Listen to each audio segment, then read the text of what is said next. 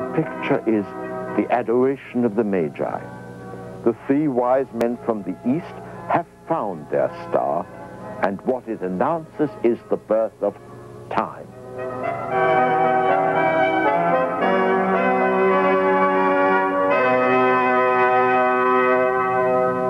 The chalice at the center of the painting was a test piece in teaching perspective. This is Uccello's analysis of the way the chalice looks.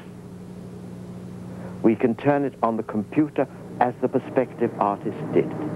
His eye worked like this, to follow and explore its shifting shape, the elongation of the circles into ellipses, and to catch the moment of time as a trace in space.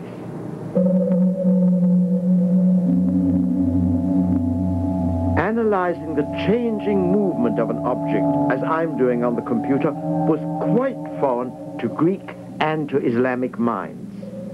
They looked always for what is unchanging and static, a timeless world of perfect order.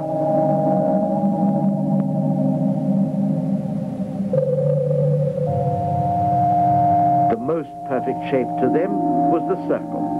Motion must run smoothly and uniformly in circles. That was the music of the spheres.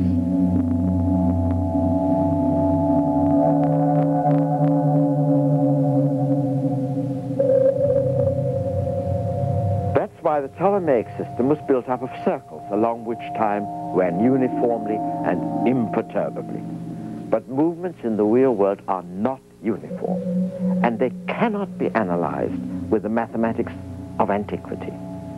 That's a theoretical problem in the heavens, but it's practical and immediate here on Earth, in the flight of a projectile, in the spurting growth of a plant.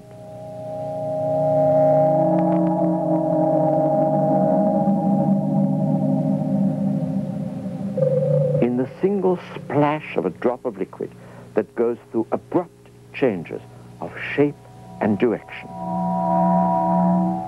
The Renaissance did not have the technical equipment to stop the picture frame instant by instant. But the Renaissance had the intellectual equipment, the inner eye of the painter, and the logic of the mathematician. That's how Kepler, after the year 1600, became convinced that the motion of a planet is not circular and not uniform. It's an ellipse along which the planet runs at varying speeds. That means that you need a new mathematics to define that instantaneous motion. And that was invented by those two superb minds of the late 17th century, Isaac Newton and Leibniz. It's now so familiar to us that we think of time as a natural element in a description of nature, but not always so. It was they who brought in the idea of tangent, the idea of acceleration, the idea of slope, the idea of infinitesimal, of differential, and the word that has been forgotten, but that's really the best word for that flux of time that Newton stopped like a shutter. Newton called it fluxions. The laws of nature had always been made of numbers, since Pythagoras said that that was the language of nature. But now the language of nature had to include numbers which described time. The laws of nature become laws of motion.